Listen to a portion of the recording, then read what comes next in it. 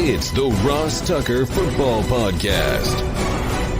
Oh, yeah, it is. But it's not just any Ross Tucker Football Podcast. It is a Wisdom Wednesday where we're talking about the urgency meter with one of my fellow podcast brethren, Dan Hanzus from the Around the NFL podcast. Before we get to that, though, I got to make sure you guys know about my first draft pick, max.com. Anything you want. If it's comedies like Friends or South Park, dramas like Succession, which Jack is really into, even some of the stuff for the movies, the kid stuff, like Jack's watching Harry Potter with his girlfriend, they got everything you want. Max is the streaming destination that has the best of entertainment for whatever mood I'm in, Jack's in, you're in, anytime. Plans start as little as $9.99 a month. Max, the one to watch. Subscription required. Visit max.com. It's Big Show time. The Big Show.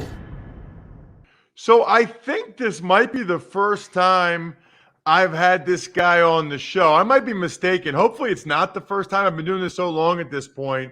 But this guy is one of the OGs in the podcast industry as well, who I saw recently got a new contract, which is very well deserved. You can check him out on social media at Dan Hanzus, and he is the host, like the host, not just one of the guys on the show, like the host of the Around the NFL podcast. Does a bunch of other stuff, by the way, for NFL Network, NFL.com.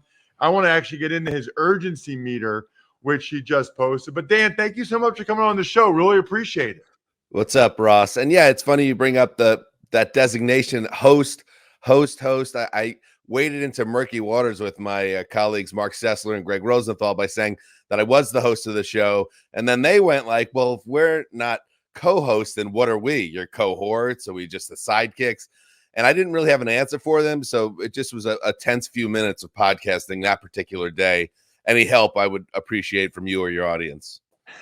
How long have you guys been doing it now?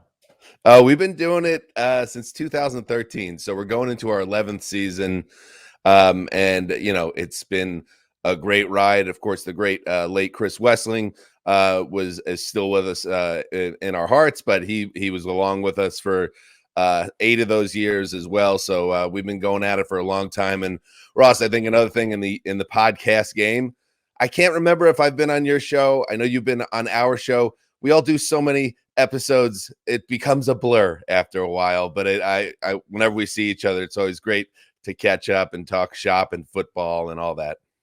Yeah, it's been a while since I've been on your show, but I remember a couple years in a row, I was out in LA. I think I came on in person because I was in LA. I think maybe I did your show and Damashek's show. I used to go out there because that's where my podcast agency was located. So I would do kind of a once a year head out there. Just curious, before I get into some of this other football stuff, Dan, what would you say is the biggest difference from your standpoint, podcasting in 2023 versus 2013? I would say in terms of how many podcasts are out there. And for me, when we started in 2013, and I know you've been at it for a long time too, Ross, there was obviously a market, but not to this extent. And I think the other thing you're seeing now compared to back then is players want a piece of it too. And you see so many player podcasts talking football or really whatever sport they play. And that really wasn't happening for the most part at all in 2013. So you're seeing that side of the sport wanting a piece of the pie as well. Everybody has a podcast, and it's kind of true. I think literally everyone in the universe now has a podcast. I think the biggest difference, both of the things you noted for sure. I think what jumps out to me is probably the video element. I was late to the video side of things, primarily because of how I was connecting. I was connecting through this Comrex unit I had from my Sirius XM days. Mm-hmm. And I don't think it became like so video intensive for everybody until like COVID. But then it became so like YouTube, TikTok, Reels, videos, it was such an audio medium before that. You guys were one of the first real video guys because you guys would do it, obviously in that studio there. So you guys and Damashek and, the NFL.com podcast, you guys were kind of the first ones to really be on the front end of the video stuff, which I think probably really helped you. Yeah, I think one of three of the scariest words in our business is pivot to video, because everyone's telling you to do it. And, going back several years now, but everybody was saying you have to do it. But then that created, issues at times, because there would be shows that I would listen to that would all of a sudden be playing more to video. And then you're kind of forgetting about why people are interested in what you do in the first place. And that's like one of the guiding principles of ATN has always been like, it's always about the podcast first, and things like video or outside ideas or incorporating, our NFL Network show, finding things to do with that program. Nothing can hurt the podcast itself, because really, I think that's, for us anyway, what it always goes back to. And if video could supplement it and people enjoy watching that on YouTube or whatever, that's cool. We're lucky too. We work for the NFL, so we have a great team behind us that ramps up all that video stuff and our social side of things. None of us, the three of us, are great businessmen. We just like talking football. So we do need the help, and we get it. So we're very fortunate in that way. It's awesome. Almost as awesome as your urgency meter. I love it. And I thought it was great, by the way, that you had the Buffalo Bills number one. So I'll let you intro the urgency meter, but it's essentially what people would think, right? It's like the teams that have the greatest sense of urgency for whatever combination of reasons coming into the season, right? Yeah, I mean, all teams on some level, unless you're the Arizona Cardinals, are looking at the upcoming season with some sense of urgency, and the idea that you're trying to build a successful program, and ideally play on the last Sunday of the year. But certain teams, it really does stand out that it feels like if something doesn't happen this year, and it's different levels based on who you are. So like the Buffalo Bills as an example, I'm a big New York Yankees fan. And I've read, so many books about the 90s dynasty, early 2000s dynasty. And there's this thing called the Steinbrenner Doctrine, Ross, which was George Steinbrenner, the former owner, said anything less than a world championship is considered failure. And that permeated everything that organization did. And it was a high level bar for success that led to a lot of pressure. And some guys could handle it, some guys couldn't. And I'm thinking that's where Buffalo is right now, because they've been knocking on the door for 4 years and they get turned away every time. And as heartbreaking as the 13 seconds game was 2 seasons ago against Kansas City, you could kind of live with it in the big picture because you knew you were right there. And in some ways you should have won that game. And it felt like the Bills really could have been Super Bowl 56 champions if things fell a different way. And then last year happens and they're expected to win it. And then they get kind of their butts handed to them at home in the snow by the Bengals, and you're wondering, is this window slowly closing? And then I think some of the Stephon Diggs drama that, it's all a bit of a mystery to everybody where this is coming from. I think a lot of that is about pressure and cracks in the foundation that pressure and this urgency can create. So that's why I had them, and this is all very scientific, Ross Tucker, as a 10.0, as scientific as football writing can get in June. Ross, 10.0, perfect score, tons of urgency for the Buffalo Bills this year to finally get over that hump. It's so funny, Dan, because I talked about this on Monday's show. They had their head coach, Sean McDermott, under contract for 3 more years through the 2025 season, and they just extended him for 2 more years. And I'm like flabbergasted by that. Now, truth be told, right? Like, I played for 5 teams. My favorite team I played for was the Bills. I played the most there. I made the most money. I love the people up there. I'm kind of a Bills fan, right? Like, I worked for the Eagles, but the team I had the greatest affinity for as a player was the Bills. Those are the 2 teams that, I kind of like when they do well. And Bills fans are all mad at me because, number one, I had Sean McDermott ranked lower on the head coach rankings than they thought he should be. And then number 2, I just don't understand the contract extension. Like, I don't get it. Everything you just said about the urgency meter, I totally agree. And what I find really interesting is that, like, if the Buffalo Bills were the New York Bills, or the Right. Philadelphia Bills, the entire conversation around McDermott would be, hey, this is probably his last year to try to get these guys over the hump with Josh Allen and Stephon Diggs. Otherwise, they're going to have to bring somebody else in who can. Just because of, I mean, they've only even been to one AFC Championship game with Josh Allen starting for 5 years, you know? But it's because, I don't know if it's because it's Buffalo, which is kind of like the Midwest. And I will say this, the people there are wonderful. They're like the nicest people in the world. But it's like, on some level, Dan, they're just, and also because they had those 17-year playoff drought, they're just much more like forgiving. Like a lot of them don't look at it as a make or break year. They're happy that the Bills are winning and in the playoffs every year. And in their mind, hey, get to the playoffs every year, and one of these years it'll happen. And they wouldn't have the urgency rating at a 10.0. Yeah, that's really interesting because that's one thing that has not crossed my mind. If anything, I think this McDermott, Brandon Beane team have been kind of fantastically successful in terms of building this contender. And now, yeah, it's about getting over the hump. And you make a good point. You know, they haven't got to the AFC title game yet. But I put that more, you know, when I think about what went wrong last year, and it just felt like everything was really going on the right path until last year. But even then, you know, what they win 13 games, they were set up again. And I wonder the Brian Daboll exit, you know, how much did that really undermine this team? And, you know, they're now going to go into a second year post Daboll. And I think, yeah, if they go backwards offensively, and I don't know, would you say they went backwards offensively? And certainly in many metrics, they did.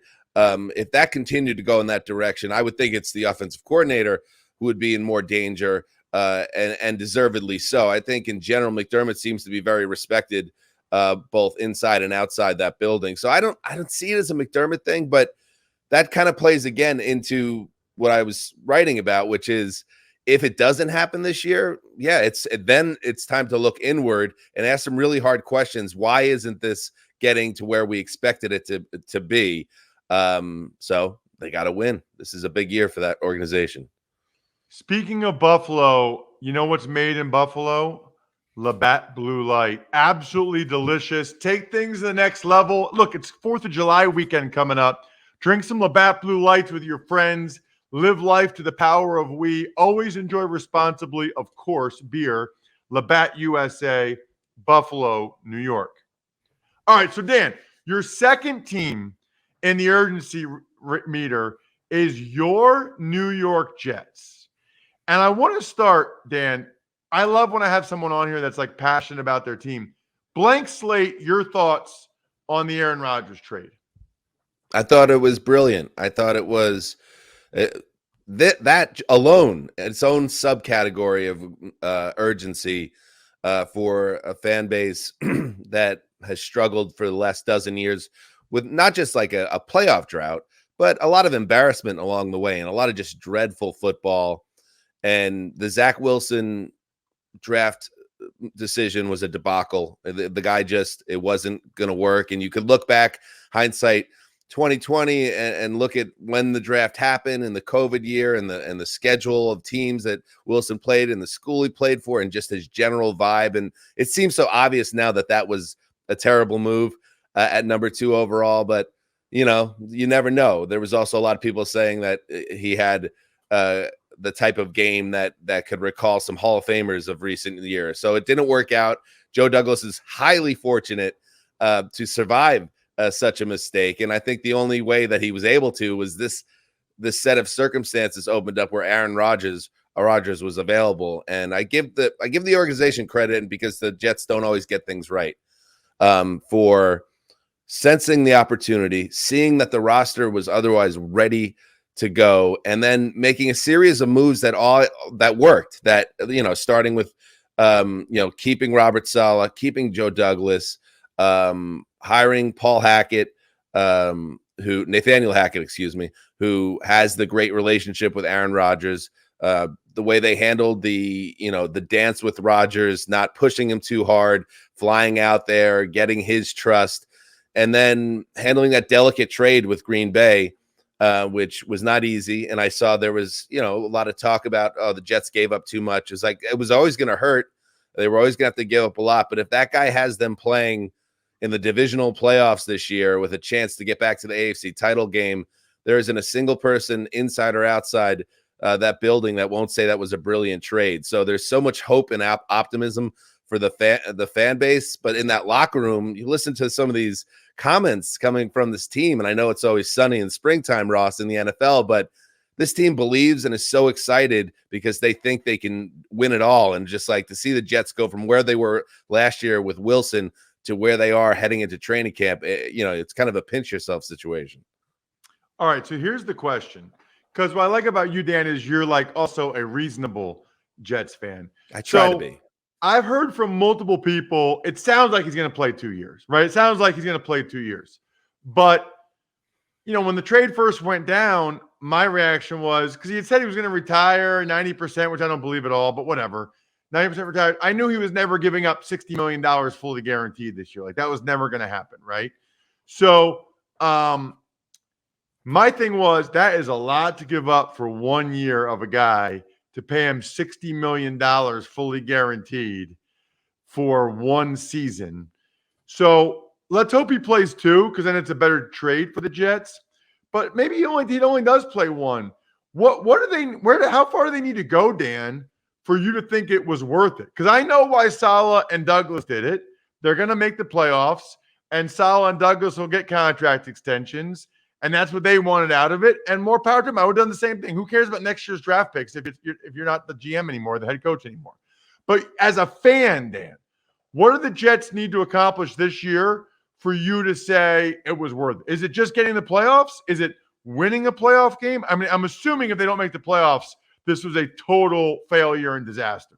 Yeah, that would be a brutal setback for the team if they don't make the playoffs, which is, that's the risk involved here, because this is a very good conference and there's a lot of good teams in the AFC East. There's a lot of good teams. Bill Barnwell for ESPN, a guy that I respect and knows his stuff, like, is picking them to finish in last place. And while I understand there's some clickbait in there, it's also, you could squint and it could make sense why you could see these other teams finishing ahead of the Jets. I guess I earlier circled divisional round playoffs as a goal. Like, if the Jets are playing in that game, that's telling me that they've probably won a playoff game. Obviously, they won the 10 or so games, 10 plus games to get to the dance in the first place.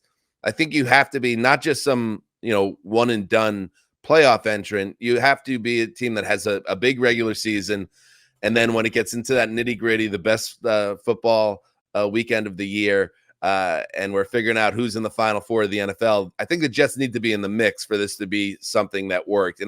And again, to the credit of ownership, which hasn't always been shipshape since 2000, I think if they would have pushed Rodgers and said, we're not doing this with you unless you give us those 2 years guaranteed, I could have seen him potentially walking away. I think they have to massage the personality of the player. And I think the Jets believe this is a 2-year deal as well, Ross, but nobody can force Rodgers to do anything. So they're just hoping that's how it plays out. Otherwise, yeah, the compensation and pay, it does seem a little wild. But yeah, get me to the divisional round playoffs, and then we'll see what can happen. I think that's fair. I really do. I think Super Bowl or conference championship, that's asking a lot. I think playoffs is probably the minimum. I think divisional round, that makes sense to me. Last question, Dan. Evidently, I've seen multiple reports now that the Jets sort of think they're going to be forced to do Hard Knocks, even though they don't want to do it. That's like the latest report. Curious about you as a fan who's also in the media. Your team clearly doesn't want to do it. But as a fan, don't you kind of want to be able to watch Jets Hard Knocks and see behind the scenes stuff of Aaron Rodgers and Saleh? Where are you at with this? Yeah, Hard Knocks is my thing. I wrote Hard Knocks recaps on the website for 10 years. Colleen Wolf and I, because you must do a podcast on everything, Ross Tucker, did our Hard Knocks podcast on the Lions last year and had a lot of fun doing it because that was a great team for that show. So yeah, and yeah, biases aside, the Jets Hard Knocks season of 2010 with Rex Ryan was great theater for anybody that loves football and wants to see what it's like behind the scenes for a true contender. So you put all the personalities on this Jets team. It's the perfect match, but it kind of does break my heart because I think that Hard Knocks is the greatest show about professional football that's ever existed. And yet this constant push and pull now, and even like the rule itself, which we've heard constantly now in any write-up about what's going on with Hard Knocks, it has to be a team that hasn't hired a head coach this year. They've had to make the playoffs in the last 2 years. They have to have not been on Hard Knocks in the last 10 years. But if you're on that list, you can be picked against your will. It's like, what are we doing here? As much as I love Hard Knocks, if the teams don't want to do it, you have to have some hard questions about what is the future of the show. So while I would, like every season of Hard Knocks, tune in and watch every second of every episode, it is a little bit of a bummer that the Jets clearly don't want to do it, or at least from what I have heard, that maybe higher up the Jets want to do it, but more at the ground floor level, they don't want anything to do with it. But you know how that typically ends up working out. So I'll be watching. I think I read Mike Florio, who's been doing some reporting on this the last week or so at PFT, had noted that there could be something good entertainment value to a team not wanting to be on the show and being forcibly on video camera at all times. I guess we're going to find out because it seems inevitable at this point.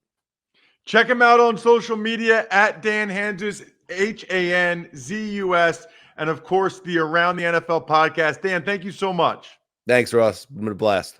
Love that conversation with Dan Hanzus. I like talking with guys that are knowledgeable, but also fans of a specific team like that, especially a team in the news like the Jets. I'm also loving Babbel. Do you guys know about Babbel? It is by far the best way to learn a second language or a third language. Been working on it the last few weeks actually with my daughters because we're going away next week to a Spanish-speaking country, parts unknown. I'll tell you when I get back. But at any rate, they have these 10-minute lessons, perfect for my daughters and me. By the way, my daughter's way better at it than I am. Way better at it. I think the earlier you are, the younger you are, the better it is. Huge fan of Babbel's speech recognition technology because it helps you actually with your pronunciation, your accent. Here's a special limited time deal for our listeners to get you started right now. Get 55% off your Babbel subscription, but only for you guys, our listeners, at babbel.com/Ross. Get 55% off at babbel.com/Ross, spelled BABBEL.com/Ross. Rules and restrictions may apply. Tuck's Takes. All right, Ross, we'll start with some terrible news. Former NFL quarterback Ryan Mallon drowned at age 35 in Florida. Awful. Don't have all the details. Obviously, way too young. And anytime someone dies in that manner, that age, just awful. I've talked to Ryan a couple times before games. Terrible. The NFL does a new deal to allow DirecTV to show NFL Network and NFL Red Zone. Well, they don't have Sunday Ticket anymore because Sunday Ticket's now with YouTube. So I guess to kind of make up for that, now they've got NFL Network, but they also have Red Zone. No longer the Andrew Siciliano Red Zone, the Scott Hansen Red Zone. NFLPA executive director vote is imminent, unless it's not. So this kind of affects me a little bit as a former player member, and I don't really quite understand all of the secrecy. I guess I'll see what happens as it plays out, but it seems like a weird process so far. Dolphins Chiefs tickets in Germany sold out in 15 minutes. I think I saw where some people were like 1.2 million in line to get tickets. Like, I don't know if you saw that, Jack. Wow. I knew the NFL was popular in Germany. I didn't know it was that popular. I would absolutely love to go to Germany and call one of those games at some point. I picture it being incredible. Absolutely incredible. Speaking of incredible, we're done with today's show already. Make sure you check out today's Fantasy Feast podcast. We're going to talk about all of the NFC OTA minicamp notes that you need to know for fantasy football. Other than that, I think we're done here. Thanks for listening to the Ross Tucker Football Podcast. Make sure to also subscribe to the Fantasy Feast, Even Money, Business of Sports, and College Draft. All available at Apple Podcasts, rosstucker.com, or wherever podcasts can be found. Always like to give some shout outs. How about Pizza Boy Brewing? They actually answered the question that Kerry Collins had about why the pizza is so and Stromboli is so good up here. Sporticulture, humanheadnyc.com. SteakhouseSports.com, go-bangles.com, Evergreen Economics, BackOfficeSchedule.com, and of course, the best gift I'm aware of, if you really care about somebody, something that a loved one can have forever, a keepsake, it's myfrontpagestory.com.